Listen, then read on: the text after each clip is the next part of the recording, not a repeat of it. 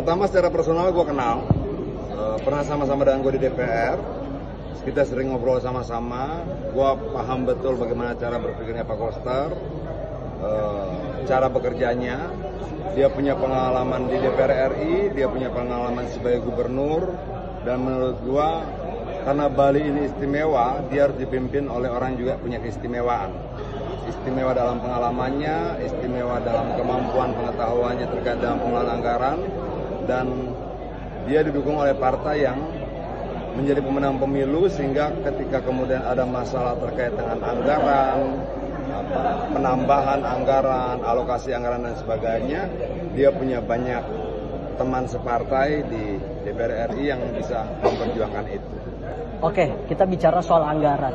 Pak Koster 1 minggu ini diserang terkait dengan isu hoax defisit anggaran dari pemerintah Bali.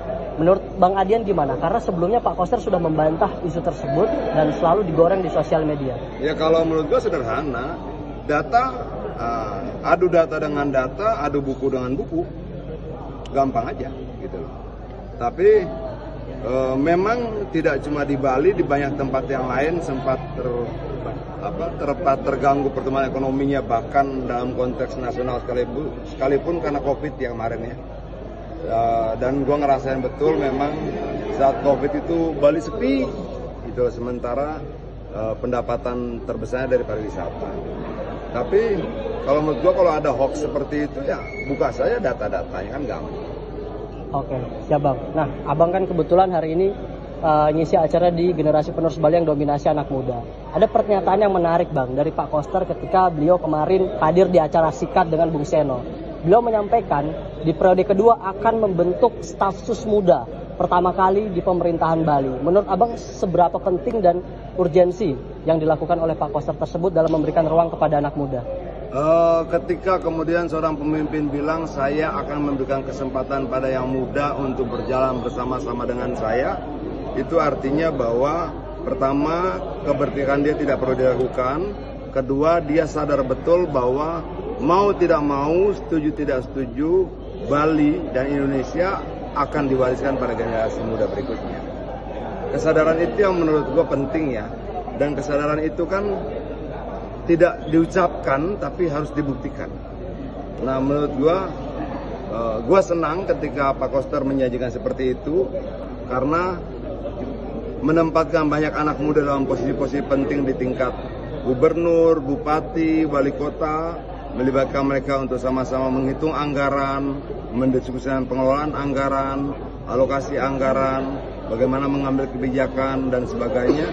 Itu mewariskan pengetahuan, mewariskan gagasan-gagasan yang lebih baik pada anak muda, dan itu keren, menurut gua keren. Oke, kita apresiasi bersama Bang ya. Dan terakhir Bang, saya ingin bertanya satu hal yang berkaitan dengan tugas Abang sebagai ketua tim pemenangan pilkada di seluruh wilayah Indonesia, benar Bang ya? Iya. Kira-kira apa yang perlu dilakukan Bang untuk para kader baik di tingkat provinsi maupun daerah, khususnya di Bali, di seluruh kabupaten kota, untuk satu komando solid memenangkan Pak Koster dan Pak Giri? Pertama, solid. Kedua, turun ke rakyat sama-sama. Teman-teman yang menjadi tim pemenangan tingkat kabupaten berkelilinglah dari kecamatan, kelurahan, RT, RW. Yang menjadi tim pemenangan gubernur berkeliling antar kabupaten. Saya dari tim pemenangan nasional akan berkeliling antar provinsi. Dan seluruh DPP PD Perjuangan sekarang menyebar ke seluruh provinsi sampai tingkat kabupaten, berkeliling untuk mengkonsolidasikan semua kekuatan. Itu kita lakukan. Dalam 3 hari ini gue sudah berkeliling ke 4 provinsi. Itu loh. Oke. Terakhir Bang, pesan dan ajakan untuk generasi muda Bali, jangan lupa memilih dan mencoblos Pak Koster Giri di tanggal 27 November nanti. Ya. Untuk seluruh masyarakat Bali, para kaum muda Bali, pejuang-pejuang Bali yang gagah berani, aktivis-aktivis Bali yang gagah berani, tentunya saya sampaikan salut dan hormat buat semuanya. Dan kalau boleh saya meminta dengan seluruh kerendahan hati menangkan Pak Koster dan Pak Giri. Saya percaya bahwa di tangan mereka berdua kita akan menjadikan Bali menjadi lebih baik, mendekatkan masyarakat pada kesejahteraan, memastikan kehidupan yang lebih demokratis di masa akan datang. Menurut gua, keputusan tanggal 27 November akan menentukan kehidupan banyak orang nantinya. Untuk itu, pilihlah mereka yang memang sudah teruji, punya pengalaman, punya daya tahan, dan punya keberpihakan. Dan saya lihat itu ada dalam diri Pak Koster dan Pak Giri. Merdeka. Merdeka. Siap, thank you Bang.